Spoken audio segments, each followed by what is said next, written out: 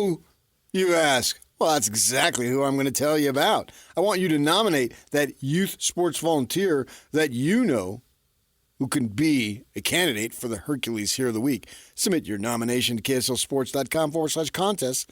Listen every Thursday afternoon to JJ and Alex for the winner.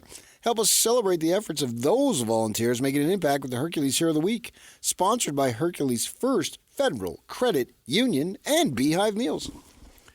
DJ PK and Riley Jensen joins us once again. College football expert and mental performance coach. Riley, good morning. What's happening, fellas? Well, the Big 12 football season is over. It ended when Arizona State got beat. Were you giving PK a hard time about ASU? Oh, no, he was right there with me. He wouldn't give me a hard time. Yeah, just like I always have. I know you tried to go through those archives and try to find me saying something bad. No way. No way. Okay, it's on, fool.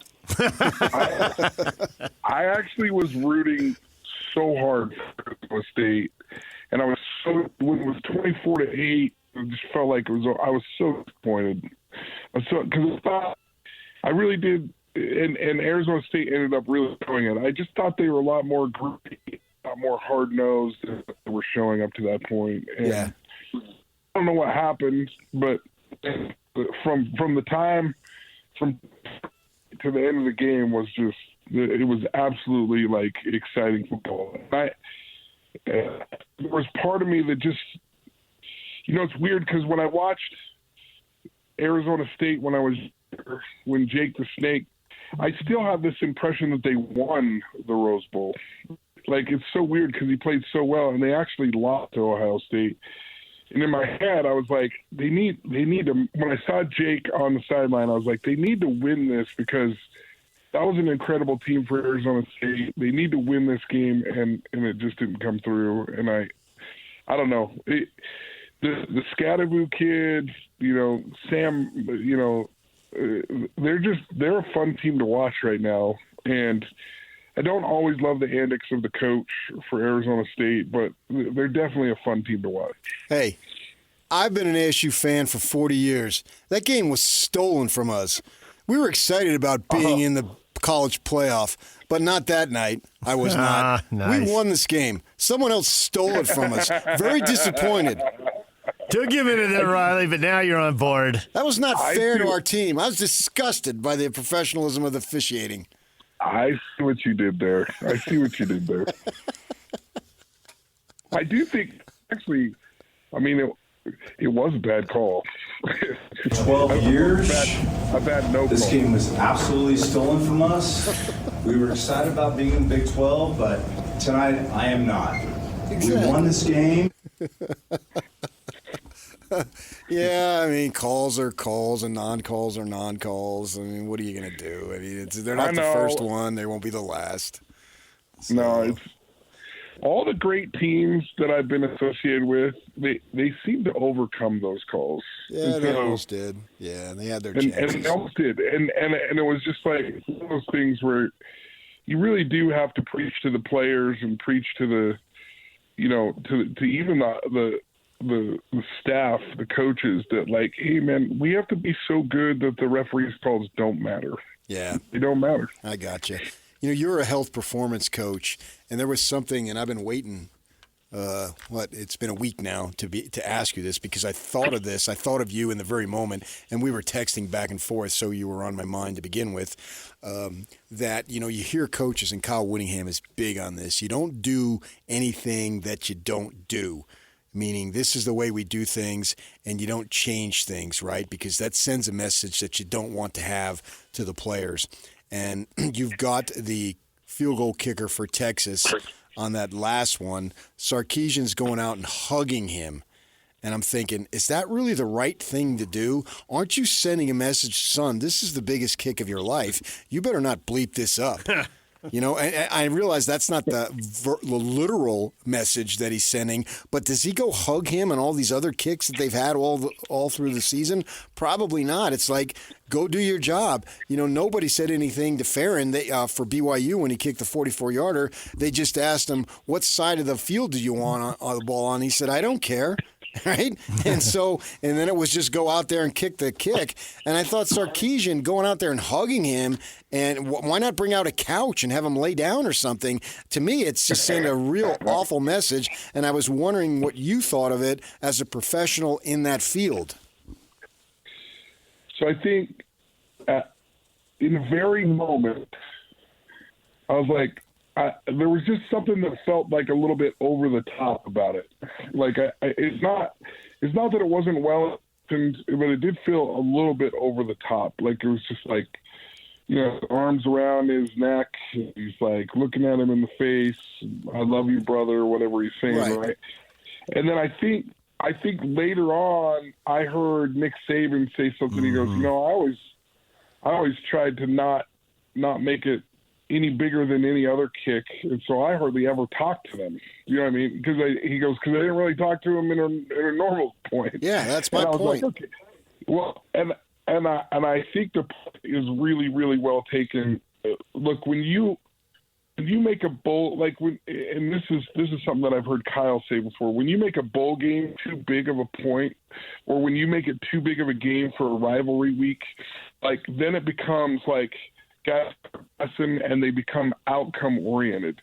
And really what you want guys to do is just be process oriented in that moment and do something different than doing, then all of a sudden you're kind of throwing things off.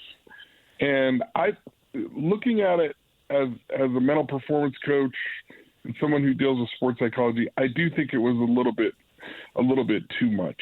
It was a little bit too much. And when you have to normalize pressure, you have to normalize things as a coach. And I think that was the anti-normalization of that moment. 4 teams left. You believe in any of them more, or any of them, if you just want to rule one out, this team, no way? You want to go to Ohio State like pretty much everybody else? It feels like it. I mean, Ohio State, they've just been nails for everything that they've been doing. I like the way Penn State played. I like the way. I mean, look, the only team that I feel like maybe is lucky to be there is Texas because of the way that it went with Arizona State. But in the beginning of that game, they were dominating. Like, offensive and defensive line was dominating that game early, and I think Arizona State showed some conditioning, showed some mental toughness and all that kind of stuff to come back. So if there was a team that I would leave behind that I just don't think has like that it factor, it would probably be Texas. If I had to pick, if you're asking me to put my house on it, I'd probably go with Ohio State. But man, there's some good things about Penn State. There's some good things about Notre Dame. I just feel like Ohio State is the team to beat in these Final Four, which I think is interesting because, we all talk about, all these different national championships. I don't know the last time we had a national champion that had 2 losses, right? And that would be interesting with them. With the exception of that year that it was an all-SEC final with LSU in there, 2-loss teams haven't been allowed to play, either in the 14 playoff or the BCS. They just haven't been allowed in. Right. And so that kind of changes my perspective on things, right? That these guys, or that this playoff actually allowed for a 2-loss team to compete for the national championship. Utah State hires Bronco Mendenhall, and I don't think he was the first choice. Not what I've been told, but I don't know that he's necessarily the right choice, but I think he's a right choice because I think this is the type of situation where he knows how to get the job done. What was your thought on that? Oh, I don't think there's any question that Bronco's a good hire. I think this is something that he loves to do. I think he loves to try and rebuild programs with the way that he likes to build a culture, the way that he likes to build teams. I think he looks at himself almost like an entrepreneur that's like a startup entrepreneur who like comes in, like really builds up a business and then sells it off and then moves on, right? And he is really good at it. And look, you can love Bronco, you can hate Bronco, whether you're a Utah State fan or a BYU fan, you didn't like the way he presented things. The one thing that I can tell you about Bronco is it will be very clear and it will be very concise about what it takes for you to play at Utah State, what it takes to get recruited to Utah State. Everything will be very, very clear. And that's one of the things that I like about Bronco. That's one of the things that as I've looked back from when I played all through the years at different coaches is, look, they can be a scary big personality. They can be a small personality. It doesn't matter what their personality is. If you know the rules to the game, you can win. And what I mean is rules to the game on how to get on the field. And players end up loving him because if he tells you you need to do this, this, and this to get on the field, and then you do A, B, and C that he asks you to do, you'll be on the field. And I think that when you have a coach like that, that engenders like a lot of loyalty, a lot of trust. And I don't see anything but good things coming for Utah State with this hire. I totally agree with that entrepreneurial, build it up, sell it, move on model. I think that it does. He was at BYU a long time, but the last two jobs definitely have that kind of feel to it, right? But yeah, and I think he thinks he can do that because at BYU, I feel he felt like he was restricted a little bit, and so he's like, it's going to be even easier to build it at Virginia, New Mexico, at Utah State. I can build it with a good culture. So I didn't mean to interrupt you. No, I think the floor with Bronco, I understand. They're just not going to have losing seasons. He's not going to do that, And so the floor, I understand. I don't have a good feel for what is the ceiling here. How good can they be? Virginia has a ceiling on it, I think, in the ACC. I don't think there's a lot of expectations for them. And he only had 1 year at New Mexico, but I think they had a ceiling on them. I don't know, with them going to a new league, it's been a long time. I mean, he really kind of had his hands tied in that independence era at BYU too. So it's been a long time since we've seen him really be able to go for a massive season. And I think Aggie fans expect that. They've had a couple of those. They've won the conference. They've been in the conference final. They've had double-digit wins, I think, 3 times. Do you have a feel for what his ceiling is there? Well, I think that's like a golden question. I think I think there are some things that are outside of his control that will be interesting to see as it develops, right? Like, what does the Pac-12 end up really looking like? What does the Pac-12 contract end up looking like? How much money are they going to be able to pay for NIL and for some different things? It's already a staff that's getting paid more than any staff that's been there. I don't think that's necessarily a bad thing, but how much money does Utah State really have, and how much will these contracts come through and pay? And I think there's just a lot of gray area there that I don't know that he's necessarily concerned about that. But when you talk about like what is the ceiling? Is there a ceiling? Right now, I definitely feel like there's a ceiling until some of those questions are answered. Like, I don't know how far you can go or how high you can go. I do expect that his teams will play hard. I do expect that they will play hard for him, and I think that they're going to have success.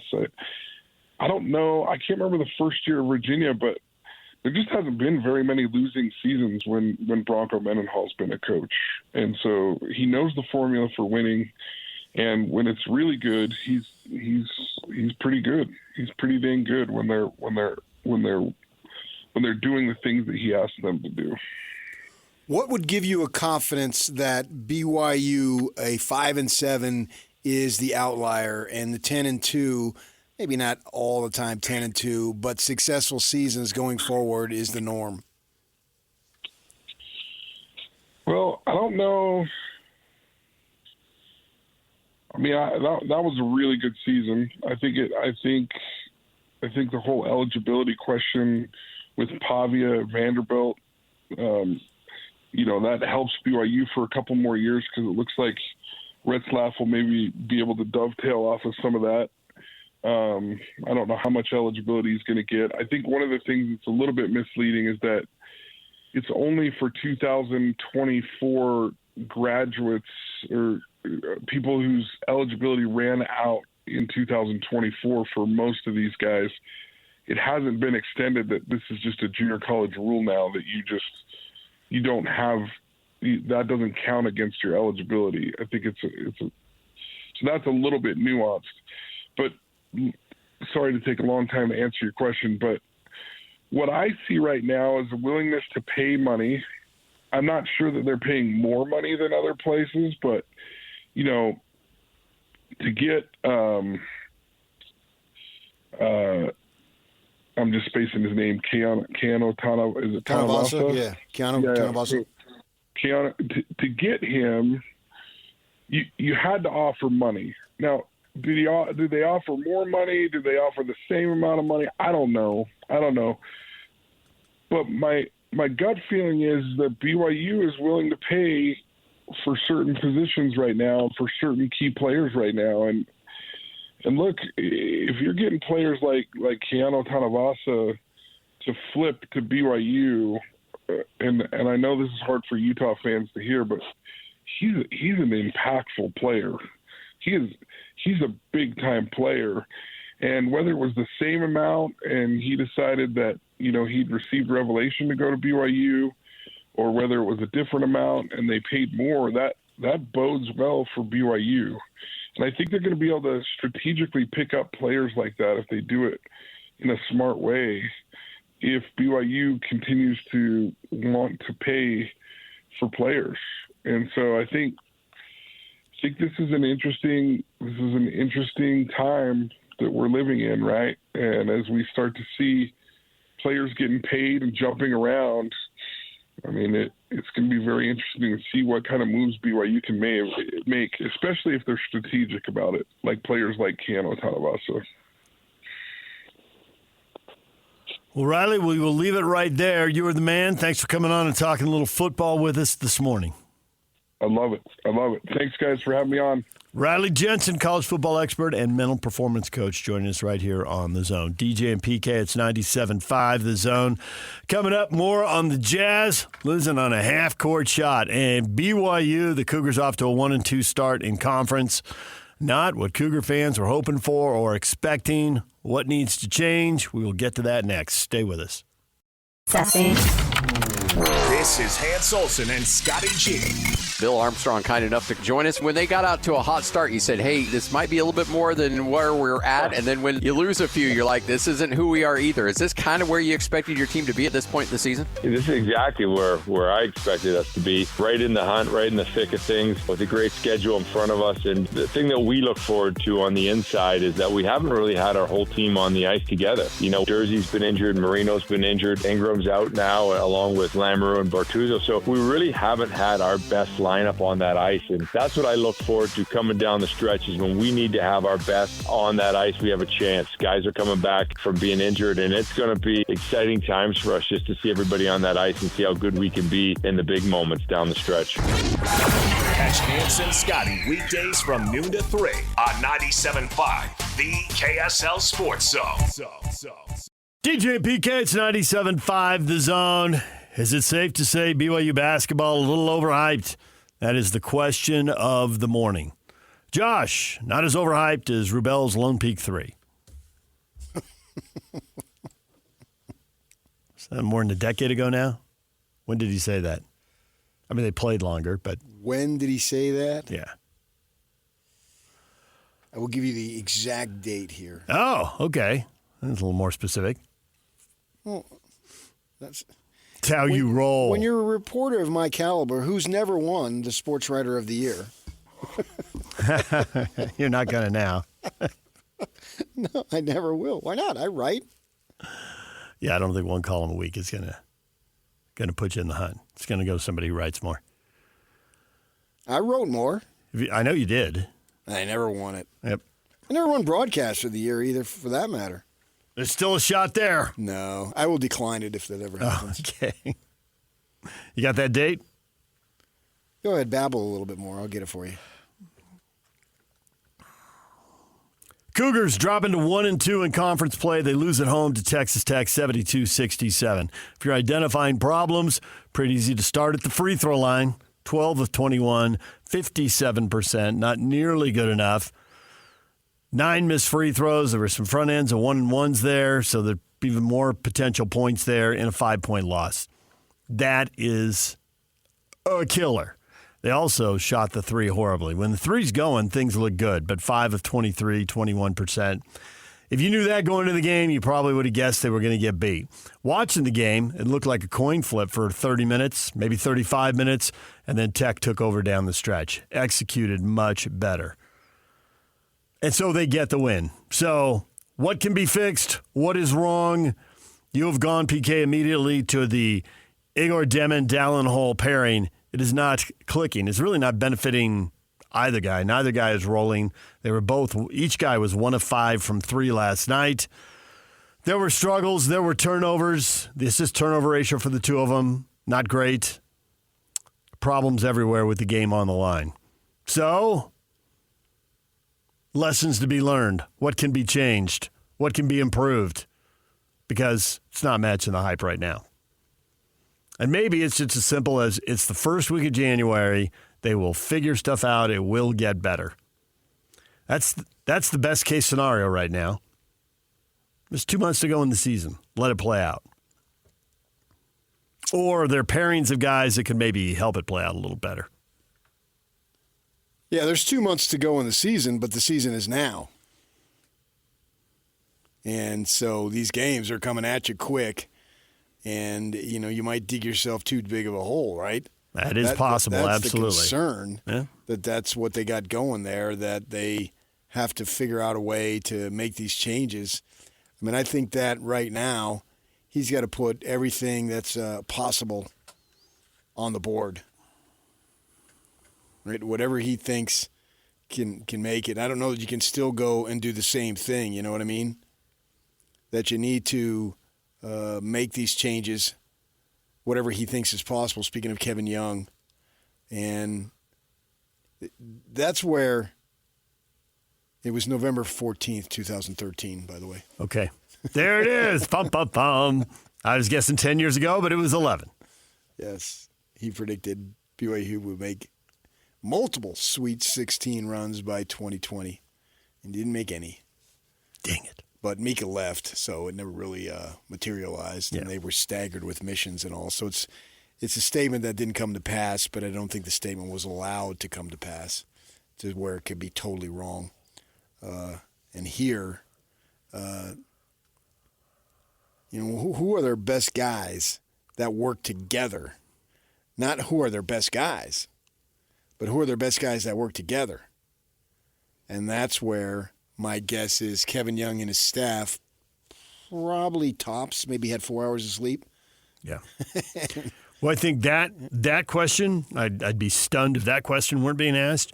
And then I think the story you mentioned from his last media not now his last media availability, but his last media availability before that game.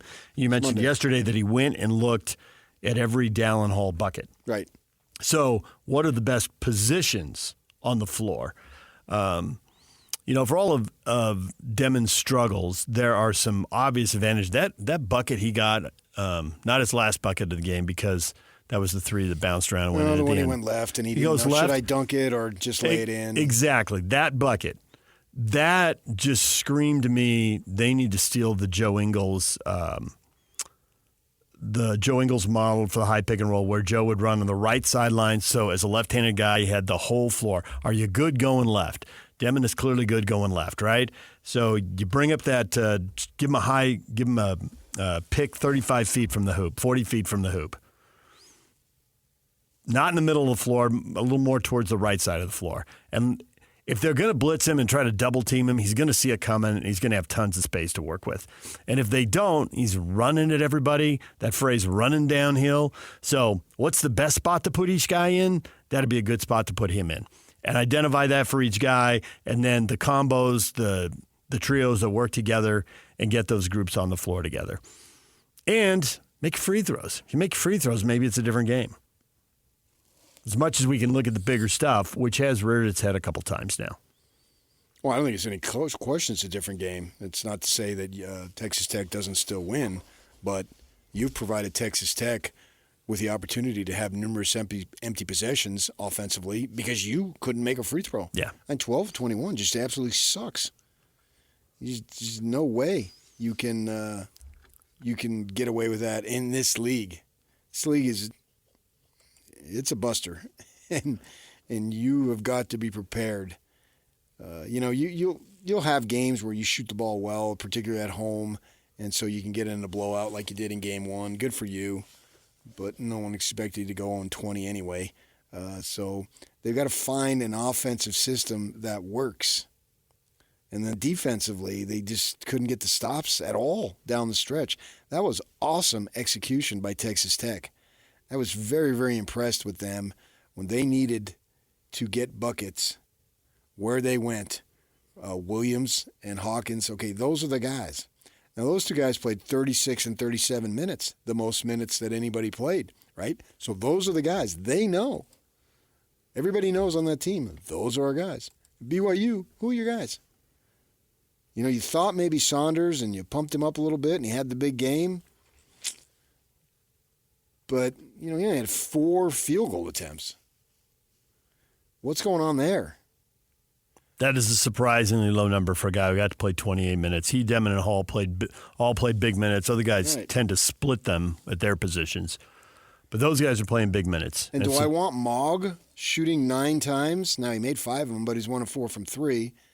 And he was fine in his 20 minutes, 11 and 5. But Nell, it's either like hot or cold, with him. And I don't know that I can rely on that type of player. A guy you definitely expect to make his free throws, and he didn't. Yeah. Sure. Yeah. So I think they've got to find identities on both ends.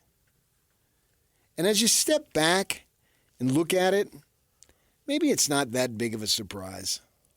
With so much that is new, wondering, all right, it's inevitable that you struggle, and you didn't have a Pacific, and you didn't have a Loyola Marymount.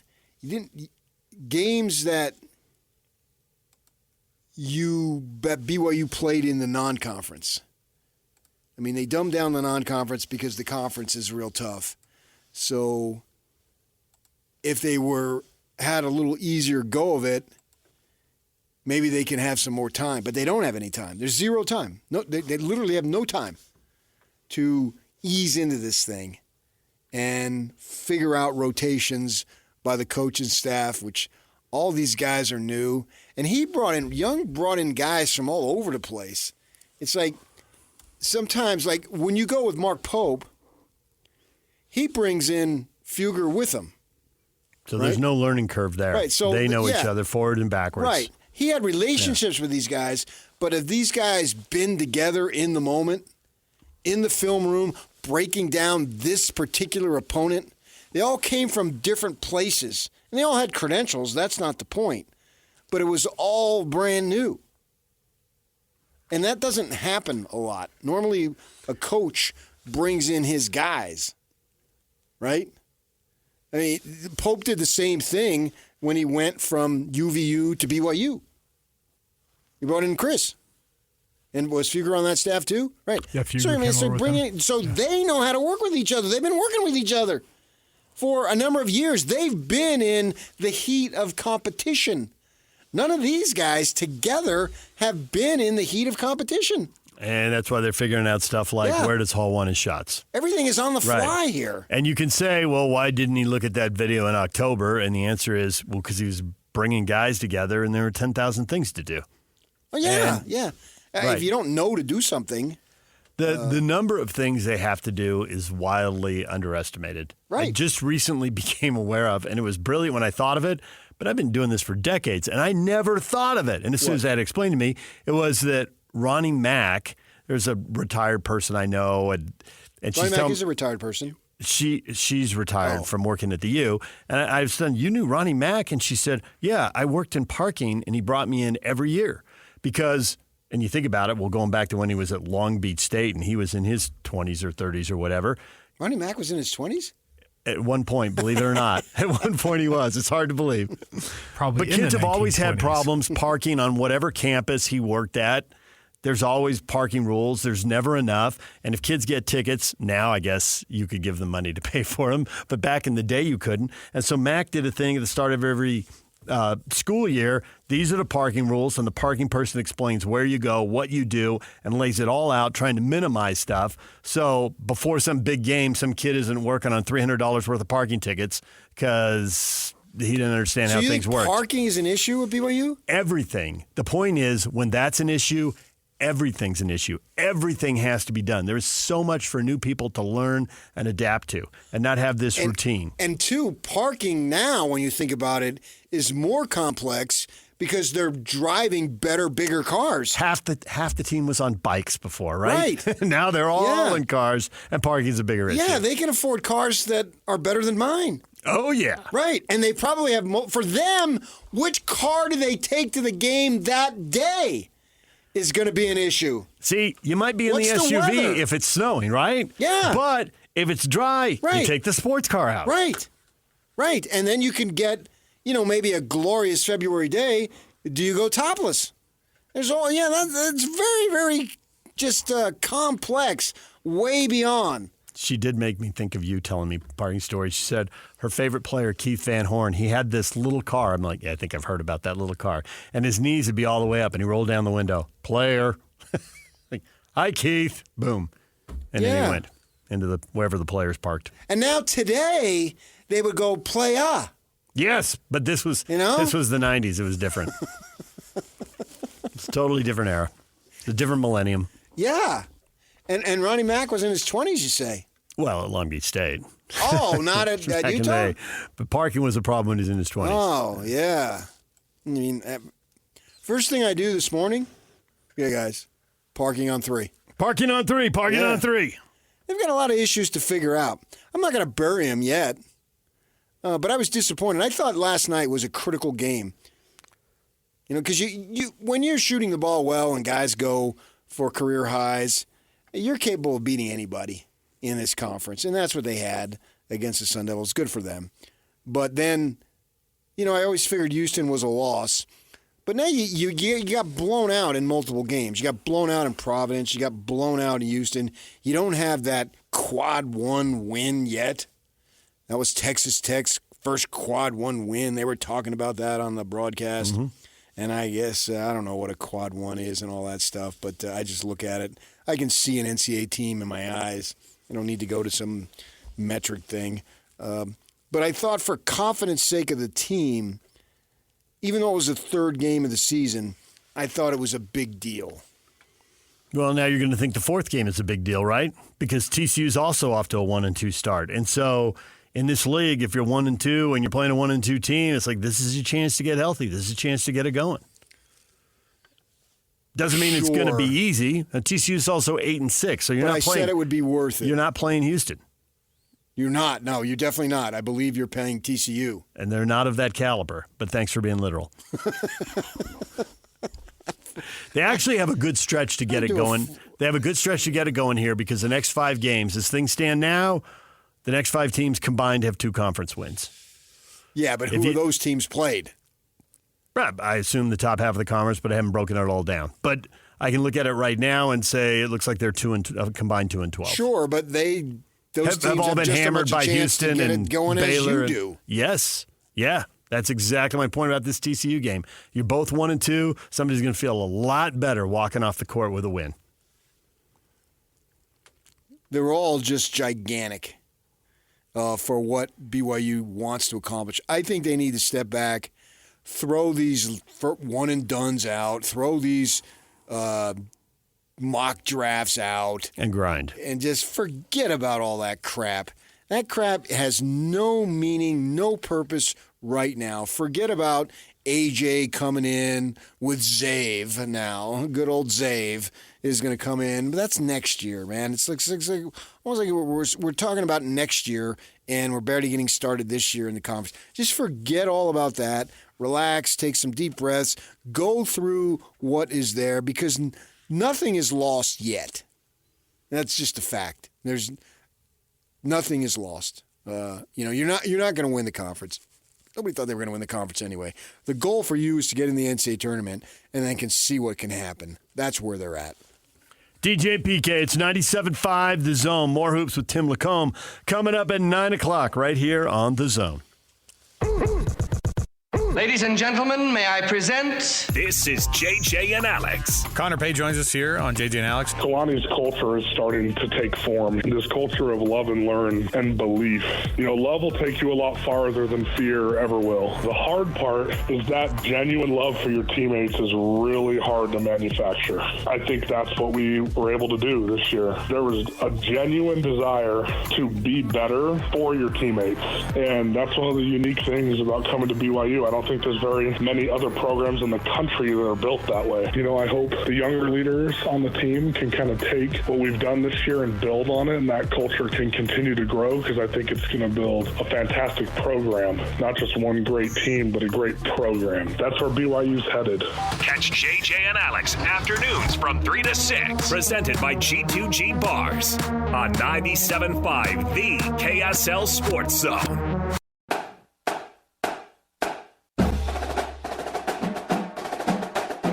The Hercules Salt Lake County High School Players of the Week are Kylie Falatea from West High and Isaiah Reiser from Copper Hills High. Falatea scored a game-high 25 points as the Panthers blew out Olympus 68-39 in their only game of the week. Reiser led the Grizzlies to a pair of wins, 24 points, 7 assists, and a 63-54 win over Kearns. Followed that up with 22 points and a 71-55 win over Farmington. At Hercules, they are celebrating the everyday victories. Hercules First Federal Credit Union, growing stronger together. It's nice. What is nice? Growing stronger together. DJ PK, it's 97.5 The Zone. PK, we do have a question up here that a few people are reacting to. What did you make of the Golf League debut? David's funny. What is golf? I think you know what golf is. You may not know what the Golf League is. Indoors golf in the biggest, most impressive indoor golf arena / simulator you've ever seen, but it's indoors, and it doesn't have the tension of the competition that we are used to on the weekend. It's a different deal. Think it'll catch on? People like this? I mean, if you take like every consultant and the artist's renderings, I can't criticize it. Like, they did stuff right. They got the advertising boards that you see at soccer games down on the field, but they also have them up high where you see them in arenas. There's sponsor opportunities. Got those big scoreboards next to that massive screen. I suppose the simulator could be a little more accurate with that bigger screen set further back from you. They have the real putting green in there. A little worried those guys will get that thing mastered. They'll know where. They'll know how to handle that from every angle in short order. Be making putts from everywhere.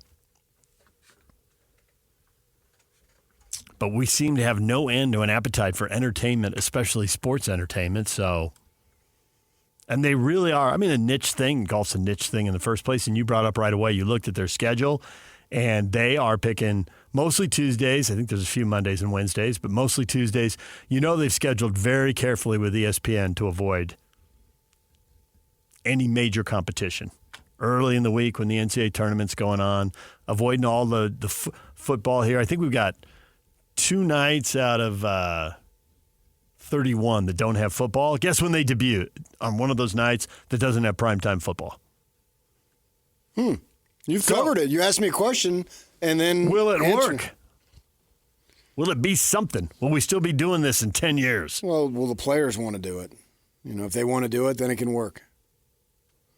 I don't know if it's going to be a huge moneymaker, but if Tiger wants to get folks involved and do things like that and be there and be the face of it in the manner that he was, You know, he's got the $1 million smile.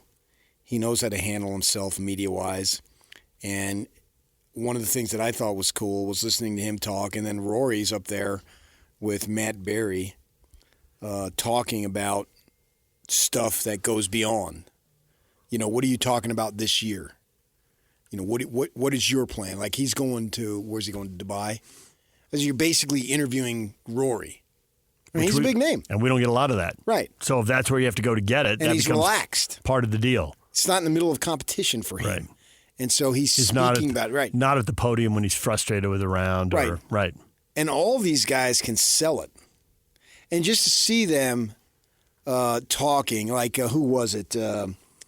Lowry's making a putt. Well, it was already conceded, and then Fowler throws down, the flag and blocks the putt. The stick. But, yeah. And so, so you can let – and the fans there seem to enjoy. You know, it was like a more traditional sporting event. They're eating. They're sitting down. You know, you normally don't see that. Golf is outside of the Phoenix Open, where it's a drunk fest on Waste Management. Alcohol, beer, is not really a part of it.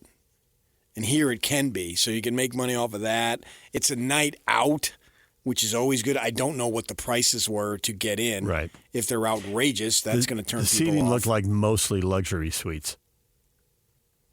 So well, I assume it's a little upscale. It reminded me of the 16th hole. You have some bleacher seating. Mm-hmm. They may be adjacent. You can come out of the suites and have them. A lot of like they have that. Most places have that. They have the suite where it's a room, but then they have seats in front of it too, so you can step out and watch it. And so, you know, I thought it was something that was fun. It's got to be fun. If it's fun, people will gravitate toward it. I think that's the most important thing. It's got to be fun. They can't get into this other stuff that they get into sometimes with golf. It's got to be fun. Yeah. Super serious, and they can't just show up and mail it in. Yeah. They've got to be engaged. Right. DJ PK, it's 97.5 The Zone. Tim Lacombe, jazz analyst for SEG Media, joins us next. College hoops, what can be done to help BYU? Pro hoops, how about the Jazz game? Ended on a half-court shot, a wild final 5 seconds. We will talk with him next.